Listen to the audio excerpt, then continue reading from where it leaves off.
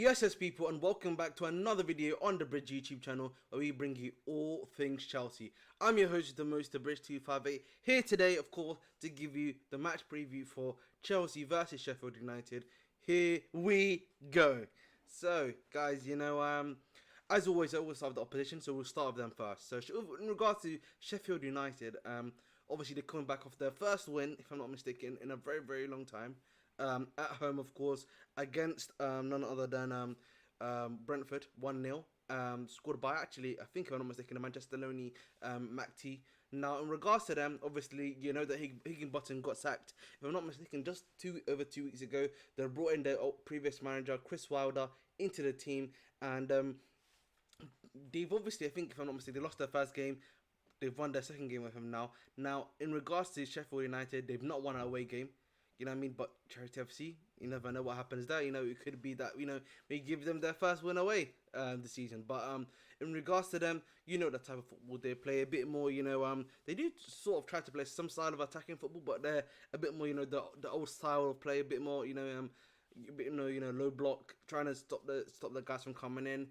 They've got a good few youngsters, obviously. Brooks, McT is another one. Obviously, you got McBurney, if I'm not mistaken. So they've got a few guys there that for sure that could create problems if necessary. But if you're Chelsea, it should still be it's a must-win game anyway. So we shouldn't even be talking about it like in that sort of fashion, I should say, at the very least. Now, in regards to the possible starter 11, when it comes down to it, for Sheffield United, I would probably expect it to be the same as the one as they did against Brentford. So here is the starting lineup for them. So you got Foderingham in goal, then you got a back four of Boogie, Maholodzic, Robinson, and Trusty. You then have your CDM in Souza, and then you have a 4 in midfield of James McAtee, Hammer, Brooks, and Archer, and your striker up front is Osula. So that's probably what we're looking at in regards to the Sheffield United starting 11 against Chelsea. Now, let's move on to my team, Chelsea FC. I'll start this by being very plain and simple. This really is a 3 points or bust situation. You cannot be drawn to Sheffield United. It's actually disgraceful if you drew to Sheffield United. We need points on the board. I've spoken about this previously. If it is true that we need to get European football, points on the board are necessary. Wins on the board are necessary. 3-point collectors have to be automatic and massive again. Now, I personally do not believe in Poch. I've said this before. I don't really see where we go with him. Again, it's more so of a tactical and formation thing. I don't know what's going to happen. But he has to, in my opinion, beat, Sheffield United. And if he doesn't do that, then that's a failure on him. Simple as that. And the players. Him and the players. You know what I mean? Listen, we need to criticize both of them when we're talking about it like that. Particularly if a loss to Sheffield United does happen, which I hope it doesn't. Now, in regards to the preview, some of the comments that we've had. Now, we do know, for example, that Sanchez is out and is going to be out for, it seems, a couple of weeks now. So it now seems that we're going to be seeing a bit more of Petrovic. So, you know what I mean? We're actually going to be seeing this guy play, barring obviously the minutes that he had against Everton. So we're going to be seeing, what type of guy is he like? Is he going to be able to, perform? Is he going to be able to, stand up and be counted? And this is opportunity, man. The way Sanchez has been playing, this is a perfect opportunity for a guy like Petrovic to come in, slot in there, do a great job, be a fantastic goalkeeper, show you a good stopper, and better at distributing than Sanchez. And you know what, man? The keys are yours, bro. The keys are yours to that goalkeeping section. So we'll see what happens there with Petrovic. But, obviously, from what I know from him and from what I've heard from others, he seemed to be a very, very good goalkeeper when he was at the MLS. We'll see if he's able to translate it into the Premier League at the very least. So we'll see. We'll watch and see for that. Now, in regards to other stuff, apparently Cucurella needs to see an ankle specialist. For his ankle injury, which for me is very daunting and does not sound good, which probably means that he might actually be out for a while. When people are looking at specialists or looking to speak to specialists, it's not looking good, bruv. I'll be real with you, mandem. So we'll see what happens there. But at the end of the day, he looks like he's going to be out for a couple of weeks, and as such, Chilwell's also out. He's still going through his rehabilitation process. Which I still don't understand what that means. Like, is it just rehabilitate? Do we not have a time scale? Can you not just give us a time scale of when you expect him to be back? It would be much more easier for us personally, as a fan base, to be honest. But hey ho, we move now. So that means either we're probably gonna most likely see now Levi Cole there again with Pochettino's height fetish that he's got going on, or we may see actually We might see Matson there. You never know, but it's going to be interesting to see what happens there, but that's for sure. Gusto, according to the news, is back in 14 training. Now, whether or not he's going to be able to start is a different thing entirely, but we would like to hope so. If he's been in 14 training now, that he's going to be he's going to be fit enough to be able to start for you in that right back position, considering how key and how good he has been for us as a team. So I would like to see that happen at the end of the day. So let's hope that does take place. Now, in regards to the other big news, it is of course that Christopher Nkunku is now going to be available for the squad against Sheffield United. So we're going to be able to see, what is he cooking? Is he going to be good enough? How's his first game going to be? He probably will not start again. I just thought I don't want to get the Mandem's hopes up. He probably won't be starting. Probably be on the bench. But as I said before, in Cuckoo Christ, that's what they're trying to make. That's what they're trying to make him out to be.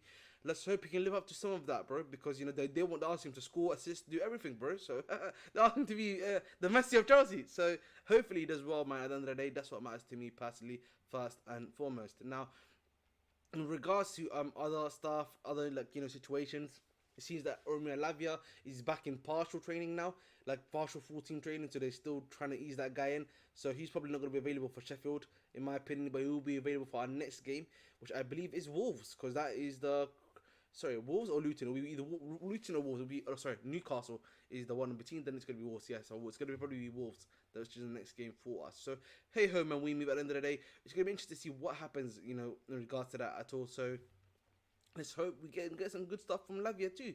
Now, let's now move on to what I believe to be the starting 11 of the team. Now, in regards to the starting 11, as you know, it's definitely going to be Petrovic, Levi Cole with the left back. If we didn't have a centre back too, I probably think of Badi Shiel and Disasi as the two centre backs, and then you'll have a right back, Touchwood, of Malo Gusto starting. If not, then I will change my back four to Thiago Silva, Badi Shiel, Thiago Silva, and then it will be Disasi as your RCB right back, I should say. Sorry, and then you have a back two of Caicedo and Enzo, Gallagher in the 10, or he'll probably do the nonsense the way put Enzo in the 10 and then Gallagher in the pivot for some reason, and then you'll have a left wing still. I think Mudryk will still play, Palmer, and then I think Armando Broja. That's probably what is going to happen, in my personal opinion, if we are to see that he continues on to this style of play. So that is pretty much, I think for me, the starting 11 there.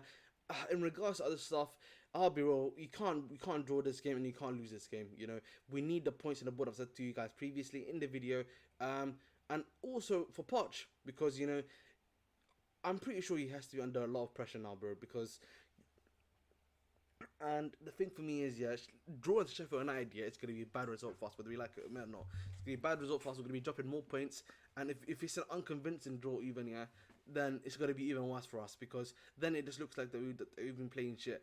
And particularly when you've got a new manager bounce at these low table teams that are trying to fight out of relegation, these guys are going to be antsy. They're going to be onto. They're going to be moving quick time to try to be able to get that point, try to drive, they got the hunger, the desire, the passion to do what they need to do to get through that. And particularly when you're just come off a win, that is very good for you, particularly against a team like Chelsea who've been going through quite a few losses. The morale probably is very low at the squad right now, too. So this is the perfect opportunity for a lower table team to come to the bridge and really hit us hard, fast, and and just cook us, I'm saying to you. So we're not in a great position either, personally, for us as a team mentally. So we'll see what happens at the end of the day. But for me personally, what is my score prediction? I think for me, Chelsea should be winning this game, definitely 2-0. But the reality is, probably I think we'll probably edge a 1-0 win, if for me personally. But again, I don't know why we're doing this when, the manager, I don't have any faith in him. You can say the players have faith in the manager, but I just don't have faith in him to be able to even put up a team to be able to beat them. You know what I'm saying to you? So it's not looking great, but at the end of the day, but we move. But this is the video, guys. As always, please make sure to continue to like, share, subscribe. Like, share, subscribe. I'm almost 4 away from 1,010 subscribers. So, let's keep up, man. Road to 1,500. You know what I mean? We're on that journey, lads. We're on that journey. Obviously, I will not be able to do tomorrow the live stream that I usually do for the watch along. However, you will be getting the review straight afterwards because I am away currently. So my apologies as always, guys. But again, that's been the videos as always. Please make sure to continue to like, share, subscribe, as I said before. Hey, And check out some of my other videos, man. You know, obviously you can check out my video on Monday on my live stream where I discuss, you know, what is going on with Chelsea with a few of my fellow panelists from Casually FC that you may have seen on Sarcasm City. So hey ho, we move. Thanks guys for watching. Take care. Love.